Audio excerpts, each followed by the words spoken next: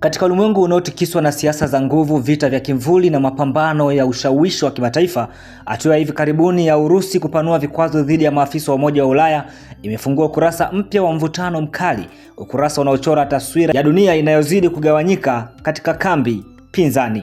Hatua hiyo inakuja wakati Ukraine ikiendelea kuwa kitovu cha mgogoro unaovutia hisia za nguvu za mataifa makubwa, lakini nyuma ya pazia la vita kuna simulizi pana zaidi, simulizi ya uchumi, simulizi ya diplomasia na mikakati ya kisiasa inayochezwa kwa ustadi mkubwa. Katika taarifa kali, Wizara ya Mambo ya Nje ya Urusi ilitangaza kupanua orodha ya vikwazo dhidi ya maafisa wa Umoja wa Ulaya wanaohusishwa na maamuzi ya kuipatia Ukraine msaada wa kijeshi. Moscow imeeleza wazi kuwa hatua za Brussels si tu za ukiukwaji wa sheria za kimataifa, bali pia ni sehemu ya sera ya uhasama dhidi ya taifa la Urusi. Ingawa majina hayakuwekwa wazi, ujumbe wake ulikuwa wazi: yeyote anayechangia kuimarisha Ukraine kijeshi au kuiwekea Urusi vikwazo yupo hatarini kuingia katika orodha hiyo. Kwa msisitizo, Moscow ilitoa kauli nzito: sera yake ya nje haiwezi kuyumbishwa na presha yoyote ya kimataifa. Hatua ya Urusi haikuja bila kichocheo, kwani wiki iliyopita Umoja wa Ulaya ulitangaza kifurushi cha 20 cha vikwazo dhidi ya Urusi, kikilenga sekta ya fedha, sekta ya nishati na kile kinachoitwa Shadow Fleet inayodaiwa kusaidia Urusi kuzunguka vikwazo vya mafuta. Hata hivyo, taifa la Urusi limekanusha vikali madai hayo, ikiita hatua za kukamata meli zake kuwa ni uharamia wa kisiasa unaofanywa na mataifa ya Magharibi. Katika mchezo huu wa kulipizana kisasi, Ulaya inaamini inazidi kudhoofisha uwezo wa Urusi kuendesha vita huko nchini Ukraine, huku Moscow ikijivunia uwezo wake wa kuhimili vikwazo, hata kujifunza namna ya kuvipunguza athari zake. Wakati mvutano ukiendelea, taarifa za mawasiliano ya simu kati ya rais wa Urusi Vladimir Putin na rais wa Marekani Donald Trump zimeibua gumzo jipya. Kwa mujibu wa Kremlin, viongozi hao walijadili si tu mzozo wa Ukraine, bali pia hali ya Mashariki ya Kati, eneo jingine linalochemka kisiasa. Ingawa maelezo kamili hayakuwekwa wazi, wachambuzi wanaona mazungumzo hayo kama ishara ya juhudi za nyuma ya pazia ya kutafuta suluhu au angalau kupunguza mvutano. Je, haya ni mazungumzo ya kawaida ya kidiplomasia au kuna mpango mkubwa unaopikwa sirini? Dunia inatazama kwa makini. Wakati mataifa makubwa yakivutana, Ukraine yenyewe inakabiliwa na changamoto nzito za kiuchumi. Ripoti zinaonyesha kuwa imeombwa kuongeza kodi ili kufungua milango ya msaada zaidi kutoka Magharibi. Hii inaonyesha ukweli mchungu: vita si tu uwanja wa risasi, bali pia ni vita ya bajeti, vita ya sera za kifedha na uwezo wa taifa kujisimamia kiuchumi wakati wa mgogoro. Kwa upande mmoja, Urusi inasisitiza msimamo wake wa kujilinda na kulinda maslahi yake ya kitaifa. Kwa upande mwingine, Umoja wa Ulaya na washirika wake wanaendelea kubana kwa vikwazo na msaada wa kijeshi nchini Ukraine. Kati ya pande hizi mbili, dunia inabaki katika hali ya kusubiri, ikiwa na hofu ya kupanuka kwa mgogoro huu au matumaini kuibuka kwa suluhu ya kidiplomasia. Katika zama hizi za siasa za nguvu, kila hatua ina athari pana zaidi ya mipaka ya nchi husika. Vikwazo vya Urusi dhidi ya Ulaya si tu hatua ya kisiasa, ni ujumbe mkali unaosema dunia haiko tayari kusalimu amri kwa upande mmoja.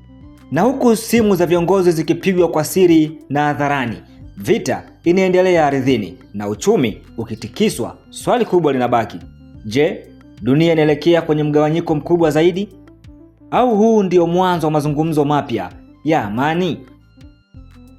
Katika hatua nyingine, upepo mkali wa siasa za kimataifa na vita vya kimkakati, mzozo wa Ukraine umeingia hatua mpya, hatua ambayo si risasi pekee zinazonguruma, bali pia fedha, sheria za kimataifa na vita vya maneno vinavyochoma kuliko moto wa mizinga. Katika kauli nzito iliyotikisa kumbi za siasa za Ulaya, spika wa bunge la Urusi Yaroslav Volodin ameonya kwamba Umoja wa Ulaya, European Union EU, unaweza kujikuta ukizima kwenye kile alichokiita shimo la madeni, athari ya moja kwa moja ya kutumia mapato yatokanayo na mali za Urusi zilizogandishwa kusaidia Ukraine.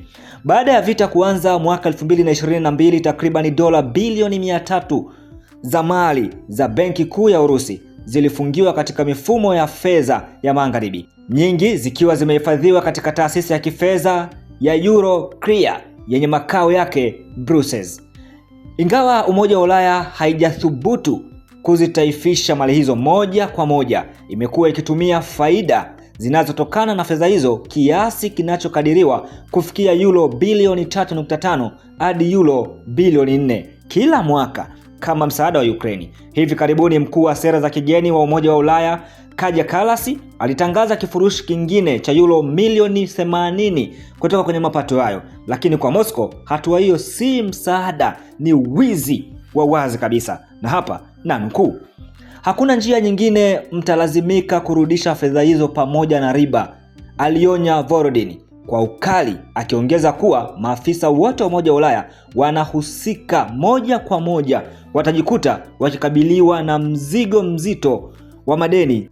Urusi imeelekeza matumizi ya mali zake kama uharamia wa kifedha unaofadhiliwa na dola, na imeonya kuwa hatua hiyo inaweza kuvunja imani katika mfumo wa kifedha wa kimataifa. Kwa upande mwingine, mataifa ya Magharibi yanasisitiza kuwa hatua hiyo ni njia ya haki kuhakikisha Urusi inalipa uharibifu uliosababishwa na vita nchini Ukraine. Hata hivyo, swali linabaki, je, matumizi ya faida ya mali iliyogandishwa ni ya halali kisheria au ni mlango wa hatari wa mfumo mzima wa fedha duniani?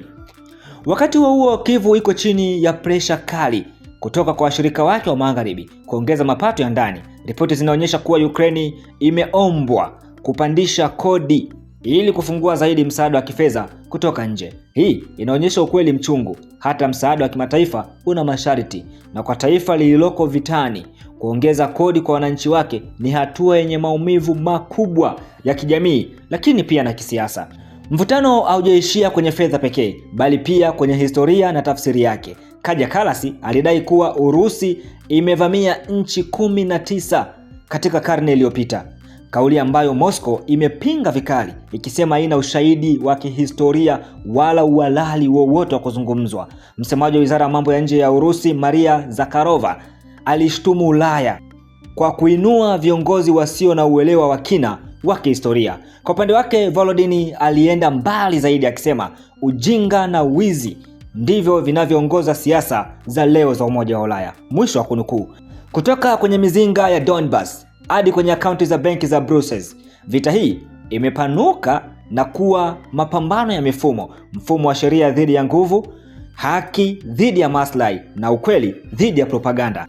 Umoja wa Ulaya inapocheza karata ya mali zilizogandishwa, Urusi nayo inaandaa majibu, ikiwemo uwezekano wa kutaifisha mali za Magharibi ndani ya mipaka yake. Swali kubwa sasa si nani atashinda vita uwanjani, bali nani atadhibiti mfumo wa kifedha wa dunia hapo kesho.